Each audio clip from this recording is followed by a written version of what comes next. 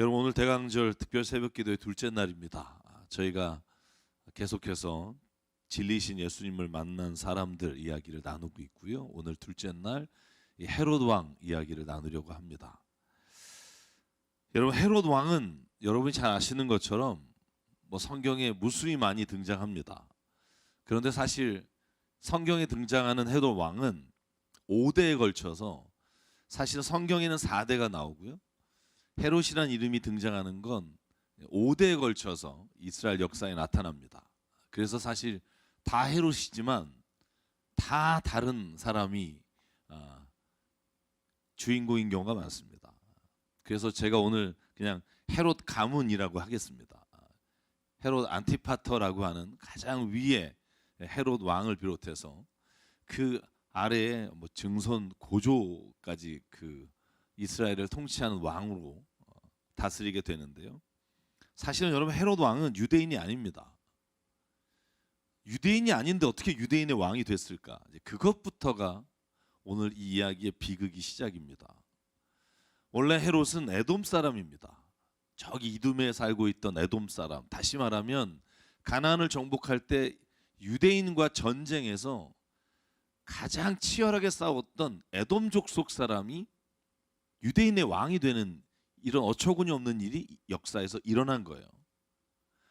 좀 더 자세히 보면 여러분, 하스몬 왕조라고 이스라엘이 유일하게 BC 한 160년부터 100년 정도 유대인의 깃발을 들고 자신들이 왕조를 세웠던 짧은 기간이 있습니다. 그때 여러분, 이 헤롯 가문의 가장 헤롯 안티파터라고 하는 사람이 그 시기에 이방 민족들이 유대인이 될 수 있는 기회를 제공했을 때 유대인으로 귀속을 합니다. 그냥 귀속한 게 아니라 호시탐탐 유대인들 속에서 자기가 정권을 잡으려고 하는 의지를 가지고 헤롯 가문이 이스라엘 유대인에 귀속하게 돼요. 그러다가 여러분, 로마가 이스라엘을 쳐들어올 때, 특별히 폼페이우스가 쳐들어왔을 때, 그때 헤롯 가문의 헤롯 안티파터가 공을 세웁니다. 그래서 로마로부터 이스라엘을 점령하는 그 유대 땅을 점령할 때 이 에돔 사람인 이 헤롯 왕이 행정관의 직분을 갖게 돼요. 여러분, 얼마나 아부르했겠어요. 그런데 그 다음에 카이사르, 그러니까 로마의 황제가 된 그 카이사르가 이집트에서 곤경에 처해서 위기 가운데 죽을 뻔했을 때 이 헤롯 왕이 그를 구해줍니다. 그래서 눈도장을 확실히 찍고 이스라엘을 점령했을 때 로마로부터 이 헤롯 가문이 왕이 되는 아주 희한한 일이 일어납니다. 그러니까 백성들이 이 헤롯 왕을 좋아할 리가 없죠. 다스리는 내용들을 보면 폭정에 폭정을 계속해 나갑니다. 여러분, 그런데 오늘 그 헤롯 왕이 동방으로부터 온 박사들로부터 이런 이야기를 듣는 거예요. 한번 마태복음 2장 1절을 보실래요? 헤롯 왕 때 예수께서 유대 베들레헴에 나셨다. 그때 동방으로부터 박사가 와서 뭐라고 말하냐 하면, 유대인의 왕으로 나신 이가 어디에 계십니까? 우리가 동방에서 그의 별을 보고 그를 경배하러 왔습니다. 여러분, 이 말을 들었을 때 헤롯이 얼마나 헛겁했겠어요. 아니, 우리 헤롯 가문이 드디어 유대인이 왕이 돼서 쫓겨나는구나, 이 위기 의식을 갖지 않았겠어요. 그 두려운 마음에 여러분, 헤롯은요 동방 박사들에게 이렇게 부탁해요. 가는 길에 꼭 나도 그를 경배하러 가고 싶으니까 어디에서 났는지를 알려달라. 근데 우리가 잘 아는 것처럼 동방 박사들은 꿈에 헤롯에게 가지 말라는 말씀을 듣고 헤롯을 들리지 않고 자기의 나라로 떠납니다. 여러분, 그러니까 어떻게 돼요? 이 헤롯 왕은 자기 궁전 안에 있는 대제사장과 율법 교사들을 4절에 모아놔요. 모아서 이렇게 묻습니다. 그리스도가 태어날 곳이 어딘지 성경을 뒤져봐라. 그럴 때 성경에 유대 베들레헴에서 왕이 태어난다는 말을 찾아내요. 여러분 진리를 깨달았잖아요. 아, 메시아가 오시는구나. 그 진리를 깨달았잖아요. 근데 그 진리를 깨닫고 나서 어제 우리가 말씀을 읽은 것처럼 요셉은 자기가 도저히 상식적으로 받아들일 수 없는 일, 내가 도덕적으로도 받아들일 수 없는 일을 하나님의 말씀이기에 순종합니다. 근데 오늘은요, 헤롯은 그 진리를 깨달았을 때 16절에 이렇게 행동합니다. 헤롯은 박사들에게 속은 것을 알고 몹시 노하였다. 그는 사람을 보내 그 박사들에게 알아본 때를 기준으로 베들레헴과 그 가까운 온 지역에 사는 2살짜리부터 그 아래의 사내 아이를 모조리 죽였다. 여러분, 진리를 깨닫고 그 진리에 순종하는 사람이 있는가 하면 진리를 깨닫고요, 그 진리가 두려워서 혹은 나의 죄가 드러날까 봐 오히려 더 큰 죄를 범하는 사람들이 오늘 헤롯의 모습으로 우리 가운데 있다는 거예요. 여기서 한번 생각해 보죠. 여러분, 헤롯 왕이 진리를 알게 됐어요. 여러분, 2장 6절에 보면 성경 말씀에 분명히 기록된 걸 대제사장으로부터 들어요. 너 유대 땅에 있는 베들레헴아, 너는 유다 고을 가운데 아주 작지 않다.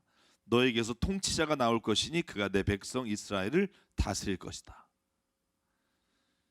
헤롯 왕은 진리의 말씀을 듣고 자신의 왕위를 지키기 위해 살인이라고 하는 방법을 택하게 돼요. 여러분, 저는 오늘 이 헤롯 왕의 모습을 통해서 우리의 모습을 봐요. 여러분, 우리가 정말 그리스도인이고 성경의 말씀의 진리를 깨달았다고 해서 우리가 다 순종하나요? 아니요. 우리도 헤롯 왕처럼 내 옳은 것을 드러내기 위해 혹은 내 죄를 가리기 위해 다른 사람에게 오히려 정죄하는 모습으로 내 삶이 드러나거나 아니면 오히려 내게 있는 죄를 감추기 위해 오히려 오늘 헤롯 왕처럼 어느 누군가를 내가 죽이고 있는 삶을 살고 있는지도 모른다는 거예요. 사랑 여러분, 헤롯 왕이 하나님의 말씀의 진리를 깨달았을 때 무엇을 하기를 원하셨을까요? 하나님이 원하신 건 회개입니다. 회개했어야 하는데 자기가 진리 안에 드러남으로 자기의 허물과 연약함과 죄가 드러나는 걸 숨기는 게 아니라 그가 회개했으면 더 큰 죄를 범하지 않고 그가 하나님으로부터 큰 은혜를 입을 수 있는 것임에도 불구하고 여러분, 헤롯은 더 큰 죄의 길로 돌아갑니다. 여러분, 저는 신앙생활 해가면서 우리가 기록해야 될 분명한 한 가지가 있어요. 우리는 다 연약하다는 거예요. 우리는 다 실수를 범한다는 거예요. 우리는 죄 가운데 있다는 거예요. 어느 누구나 예외가 없습니다. 여러분, 그래서 로마서 3장 9절 10절에 보면 사도 바울이 분명하게 말해요. 내가 무엇을 말해야겠습니까? 우리 유대 사람이 이방 사람보다 낫습니까? 전혀 그렇지 않습니다. 그리스도인이 세상의 다른 사람보다 더 낫습니까? 전혀 그렇지 않습니다. 제가 그런 말씀 드렸잖아요. 여러분, 우리는요, 우리가 정결하게 되고 깨끗하게 되고 우리가 온전한 사람이 되는 게 아니에요. 마치 우물물이 그 더럽고 아주 구정물이지만 그게 가라앉고 그 위에 물이 있기 때문에 아직 그 더러운 게 드러나지 않을 뿐이지, 우리는 다 예수님을 믿고 그리스도인이 된 이후에도 우리는 다 추하고 더러운 모습으로 세상을 살아가요. 여러분, 그래서 오늘 이렇게 말합니다. 유다 사람이나 그리스 사람이나 다 같이 죄 아래에 있음을 우리가 이미 지적했습니다. 10절 성경에 이렇게 기록되어 있습니다. 의인은 없다, 한 사람도 없다. 제가 그래서 분명히 말씀드립니다. 척하지 말자. 의로운 척하는 사람이 있지 의로운 사람은 없어요. 그러니까 우리가 하나님의 말씀의 진리가 우리의 더러운 모습과 잘못을 발견하도록 깨닫게 했을 때 우리는 회개의 자리로 즉시 나가는 게 사는 길이에요. 회개는 부끄러운 게 아닙니다. 회개는 하나님의 자녀가 하나님의 방법으로 세상을 살아가는 아주 중요한 과정이 회개입니다. 사랑 여러분, 회개하는 말 할 때는 너무 기쁘게 회개하시기 바라요. 물론 때로는 내 죄가, 내 부족한 모습이 드러나 눈물이 날 수 있지만, 그러나 그 눈물은요, 내 죄가 나를 억누르는 눈물이 아니라 회개할 때 내 죄가 하나님 앞에 용서된 기쁨의 눈물이라고 저는 믿습니다. 산 여러분, 우리가 우리의 허물이 드러났을 때 제발 다른 사람을 정죄함으로 나의 오름을 드러내려고 하지 마시고 주님 앞에 그저 나는 하나님 부족합니다라고 회개할 때 주시는 은혜를 체험하는 우리가 되길 주의 이름으로 축복합니다. 그러면 내 오름이 아니라 하나님의 은혜가 임하게 돼요. 그래야 거기에 싸움이 멈추고 거기에 진리신 주님이 드러나게 돼요. 그런데 헤로드 왕은 오늘 그렇게 하지 않아요. 여러분, 예수님 당시에 바리새인도 똑같아요. 하나님 앞에서 의로운 자예요. 매일 주의 말씀을 읽고 일주일에 2번 금식하고 그가 11조를 꼬박꼬박 드렸으나 뭐가 없었냐면 회개가 없었다는 거예요. 내가 저 세리보다 낫고 창녀보다 낫고 내가 저런 인간들보다 더 낫다는 나의 오름을 드러내기 위해 그는 금식하고 헌금하고 그가 신앙생활을 했지, 내가 하나님 앞에 온전히 되기를 회개함으로 나가지 못했기 때문에 바리새인은 예수께서 마태복음 23장에 말씀하시는 것처럼 이 회칠한 무덤아, 너는 천국에 못 갈 뿐만 아니라 다른 사람도 들어오지 못하게 한다. 그들이 옳은 일을 안 해서가 아니에요. 옳다고 착각했기 때문이에요. 여러분, 우리는 자신이 완벽하고 깨끗한 존재가 아니라는 걸 인정할 때 그때 우리에게 회개의 은혜가 임하는 줄 믿습니다. 나의 부족함을 하나님께 고백하고 용서를 받고, 그리고 우리가 서로가 내가 부족한 것처럼 저 사람도 부족하다는 걸 인정할 때 거기에 용서라고 하는 하나님의 선물이 임하게 돼요. 여러분, 그래서 야고보 사도가 5장 16절에 뭐라고 말해요? 이렇게 말합니다. 그러므로 여러분은 서로 죄를 고백하고 서로를 위해 기도하십시오. 그러면 여러분은 낫게 될 겁니다. 의인이 간절히 비는 기도는 큰 효력을 냅니다. 여러분, 한번 이 문장을 잘 보실래요? 의인은 역사하는 힘이 크다. 오늘 의인은 기도가 큰 효력을 낸다 할 때 이 의인이 누굴까요? 막 죄 안 짓고 깨끗한 사람? 아니요. 그 앞에가 뭐라고 돼 있어요? 한번 16절 보여주실래요? 여러분이 서로 죄를 고백한 사람, 하나님 앞에 회개한 사람을 하나님이 의롭다 불러주시는 게 의인이에요. 그러니까 의인은 역사하는 힘, 기도하는 힘이 크다라고 말할 때 그 의인은 남보다 죄를 안 짓고 깨끗한 자가 아니라 하나님 앞에 죄를 고백할 수 있는 믿음이 있는 사람, 그 사람을 의롭다 불러주시고 그 사람을 통해 하나님은 오늘 주님의 놀라우신 일들을 이루어 가시는 줄 믿습니다. 그러므로 하나님 앞에서 여러분, 우리가 해야 될 가장 중요한 일을 서로가 부족함을 고백하고 회개하고, 그리고 우리가 서로에게 서로의 부족함을 채워주는 자로 살아가는 게 하나님이 우리를 공동체로, 한 가정으로, 한 교회 성도로 불러주신 은혜인 줄 믿습니다. 여러분, 이걸 잊지 않길 바라요. 우리가 회개할 때 어떤 마음이 생기냐면, 내가 회개해서 용서받잖아요. 내가 부족한 걸 너무나 알지만, 연약하지만 하나님의 은혜가 내게 임해서 내 삶이 풍요로워지는 걸 경험하잖아요. 그럴 때 주시는 은혜가 뭐냐면 다른 사람에 대해서 긍휼한 마음을 갖게 돼요. 회개하는 사람은요, 다른 사람이 치근해지고 긍휼하게 보이고 그래서 나처럼 의롭게 살고 싶지만 그렇지 못한 사람의 그 너무나 안타까운 심정을 이해하게 되는 거예요. 여러분, 사도 바울이요, 로마서 7장에 이렇게 말하잖아요. 나는 내 속에 곧 내 육신 속에 선한 것이 깃들여 있지 않다는 걸 압니다. 여러분, 이 고백이 쉽지 않아요.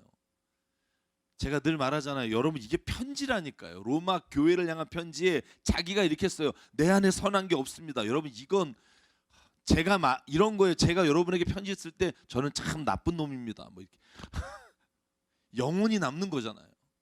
사도 바울은 용감하게 말해요. 나는 내 속에 내 육신 안에 선한 게 없다는 걸 난 인정합니다.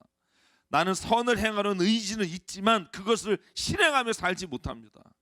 나는 내가 원하는 선한 일을 하지 않고 도리어 원하지 않는 악한 일을 하는 사람입니다. 왜 이 고백을 할까요? 내가 이렇듯이 여러분도 그렇다는 걸 나는 알고, 그러기에 우리는 서로 하나님 안에서 용서를 구하고 회개함으로 말미암아 하나님의 사랑이 우리 가운데 임하는 삶을 살아가기를 주님이 원하십니다. 내 의로움을 드러내기 위해 편지 쓴 게 아니라 나는 부족하지만 하나님은 우리를 바꾸실 수 있는 분입니다라는 고백이 사도 바울의 편지예요. 그래서 저는 그 편지가 위대하다고 봐요. 사랑하는 성도 여러분, 우리에게 바로 이 마음이 필요합니다. 가장 사랑하는 사람에게도 이 마음이 필요합니다. 남편과 아내에게도 이 마음이 필요합니다. 성도 간에도 이 마음이 필요합니다. 선하게 살고 싶지만 그렇지 못하고 실수하는 우리, 내 자신의 옳음을 드러내기 위해 상대방의 부족함을 지적하고 서로 회개하기를 거부하는 게 아니라 서로 자신의 부족함을 고백하고 서로에게 긍휼한 마음을 갖게 하는 것, 이것이 주님이 원하시는 마음이에요. 저는 교회 공동체를 바라볼 때마다 우리 교회만이 아니라 모든 교회 안에 자신의 옳음을 증명하기 위해 공동체가 무너지는 일을 얼마나 많이 보는지 몰라요. 나 하나 의롭게 보이고 나 하나 실수 안 하고 나 하나 옳은 것처럼 보이기 위해 주변에 있는 많은 사람들을 상처받게 하고 공동체를 무너뜨려요. 차라리 내가 그래 옳지 않습니다 라고 내 자신을 인정할 때 오히려 공동체가 살아나는 그런 은혜 있는 교회가 되기를 주의 이름으로 축복합니다. 나의 옳음을 증명하는 게 아니라 하나님의 사랑이 나의 부족함도 치유하십니다. 이게 교회예요. 이게 가정이라고. 하나님은 우리에게 옳은 사람이 되라고 말씀하신 적이 없어요. 죄송해요. 요한일서 3장이 이렇게 말해요. 하나님의 자녀와 악마의 자녀가 여기에서 환히 드러납니다. 곧 의를 행하지 않는 사람과 자기 형제 자매를 사랑하지 않는 사람은 누구나 하나님에게서 난 사람이 아닙니다. 여러분이 처음부터 들은 소식은 이것이니 곧 우리가 서로 사랑해야 한다는 것입니다. 하나님은요, 우리가 옳은 사람이 되라고 말하는 게 아니라 사랑하는 사람이 되라고 말씀하세요. 왜냐하면 서로 자기의 의견대로 자기가 옳다는 대로 행동하면 어떻게 돼요? 전쟁이 일어나요. 사사기의 말씀이 그거잖아요. 그들이 자기의 소견에 옳은 대로 행하였더라. 그랬더니 뭐가 나요? 전쟁이 나요. 옳은 것을 드러내는 게 신앙생활이 아니에요. 사랑하는 게 신앙생활인 줄 믿습니다. 옳음을 드러내기 위해 다른 누군가를 정죄하는 그런 행위가 아니라 내가 부족함을 서로 고백할 때 하나님의 사랑이 드러나는 게 저는 교회라고 믿습니다. 사랑하는 여러분, 이 아침에 헤롯 왕처럼 자신의 옳음을 증명하기 위해 자신의 잘못을 가리기 위해 그 어린아이의 수많은 목숨을 죽이는 자가 되지 않기를 주의 이름으로 축원합니다. 오히려 자신의 죄를 붙잡고 눈물을 흘리는 사람, 회개하는 사람을 통해 하나님은요 세상의 역사를 바꿔 가십니다. 제가 결혼 초기에 아내하고 말다툼을 많이 했어요. 왜냐하면 여러분 생긴 거 보세요. 우리 둘이 지게 생겼나. 근데 아내가 말다툼 후에 꼭 저에게 한 말이 있어요. 그래, 당신이 다 오라. 저는 승리의 기쁨으로 내가 옳다. 이 사람이 틀렸다. 근데 시간이 지나고 나니까 그게 참 어리석은 생각인 거예요. 옳고 그름이 어딨냐고요. 내가 옳다고 해서 그 안에 사랑이 살아나냐고요. 아니요. 내가 옳다고 드러난 순간부터 더 그 안에는 사랑이 잃어버리게 돼요. 저는 그 말이 내 적나라한 모습이 뭔지를 깨닫게 했다고요. 나는 착한 사람 컴플렉스가 있어서 내가 옳지 않으면 견디지 못하는 거예요. 근데 옳은 것도 아닌데 내가 옳다고 생각이 들어야 잠이 오는 거예요. 여러분, 그런데 그게요 결국 사람을 피폐하게 만들어요. 어떨 때 그 안에 충만함이 있냐 하면 서로가 서로의 잘못을 인정하고 고백할 때 거기에 피폐함이 아니라 하나님의 충만함이 드러나요. 그래서 이제는 그러지 않아요. 옳다고 하는 걸 인정받는 게 아니라 가장 하나님의 사랑이 드러날 수 있는 것이 무엇인가를 용기 있게 말하는 사람. 저는 그 사람이 하나님 안에서 오늘 자신의 허물과 잘못이 드러났을 때 주님의 일을 드러내는 회개하는 사람인 줄 믿습니다. 여러분, 그래서 베드로전서 4장에 그렇게 말하잖아요. 무엇보다도 먼저 서로 뜨겁게 사랑하십시오. 사랑은 허다한 죄를 덮어줍니다. 불평 없이 서로 따뜻하게 대접하십시오. 이 방법 외에는요 사람과 사람 사이의 관계를 하나님의 은혜 자리로 이끌어갈 수 있는 길은 없다고 저는 믿습니다. 사랑하는 여러분, 오늘 우리가 헤롯 왕을 통해서 하나님의 진리의 말씀이 나를 찌르고 나를 괴롭게 하고 때로는 내 부족함을 바라보게 하는 그러한 마음이 생겼을 때, 사랑하는 여러분, 즉시 회개의 자리로 나가는 우리가 되길 바랍니다. 그럴 때 진정으로 진리가 우리 안에 우리를 자유케 하는 은혜를 체험하게 돼요.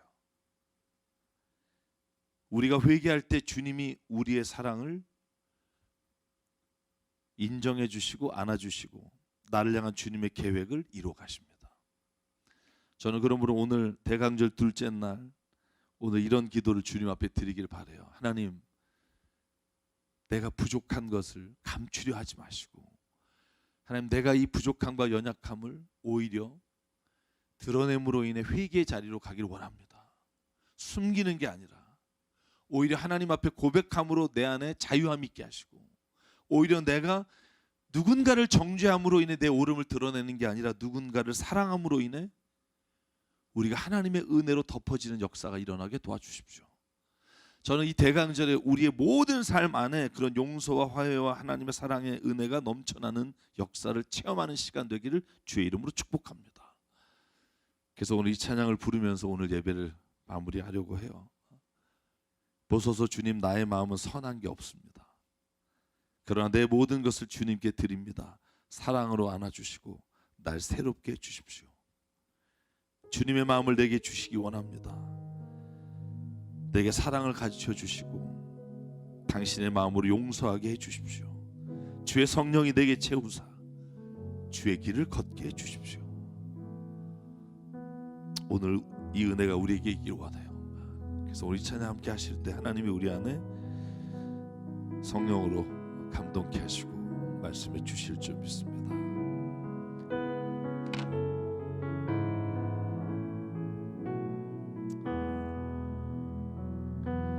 보소서 주님, 나의 마음은 선한 것 하나 없습니다. 그러나 내 모든 것 주께 드립니다. 사랑으로 안으시고 날 새롭게 하소서. 보소서 주님, 보소서 주님, 나의 마음은 선한 것 하나 없습니다.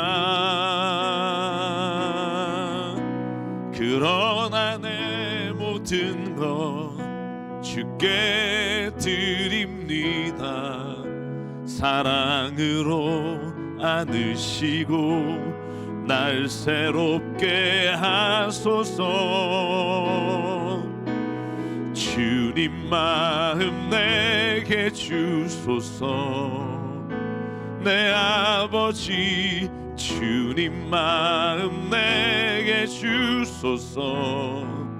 나를 향하신 주님의 뜻이 이루어지도록 주님 마음 내게 주님 마음 내게 주소서. 아멘. 주님 마음 내게 주소서. 내 아버지 주님 마음 내게 주소서. 나를 향하신 주님의 뜻이 이루어지도록 주님 마음 내게 주소서. 내게 사랑을 가르치소서. 내게 사랑을 가르치소서. 당신의 마음으로 용서하게 하소서. 주의 성령 내게 채우사 주의 길 가게 하소서. 주님 당신 마음 주소서. 주의 성령 내게 채우사 주의 길 가게 하소서. 주님 당신 마음 주소서. 주님 마음 내게 주소서. 아멘. 내 아버지 주님 마음 내게 주소서. 나를 향하신 주님의 뜻이 이루어지도록 주님 마음 내게 주소서. 우리 시간 잠깐 기도하기를 원합니다. 하나님, 진리의 말씀이신 주님을 내 인생의 주님으로 고백하면서도 내 허물과 잘못을 지적하는 사람 혹은 내 그 잘못과 허물이 드러날 때 하나님 당황하며 그것을 숨기고 오히려 상대방을 몰아세움으로 내가 옳음을 증명하려고 하는 내 모습을 주님 앞에 이 시간 올려드립니다. 아버지 하나님, 나는 본래 선한 존재가 아니며 늘 부족하고 연약한 존재임을 고백합니다.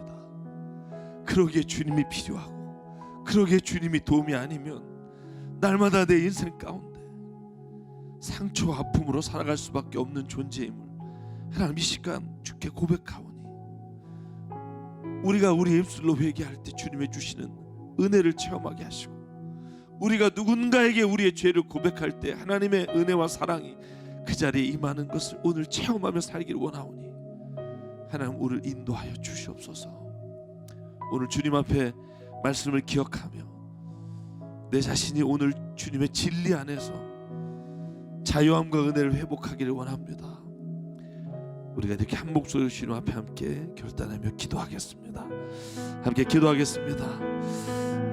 상방의 하나님, 이 시간 주님 앞에 나와 기도합니다. 아버지 하나님, 이 시간 내 모습을 주님의 말씀 앞에 비춰보고 아버지 하나님, 내가 얼마나 어리석고 부족한 자인지를 주님 앞에 다시 한번 회개하며 나가오니 아버지 나를 붙잡아 주시고 아버지 나를 오늘도 주님의 의로운 손으로 인도하여 주시사 아버지 주의 사슬을 끊어버리는 주의 은혜가 있게 하나님 인도하여 주시옵소서.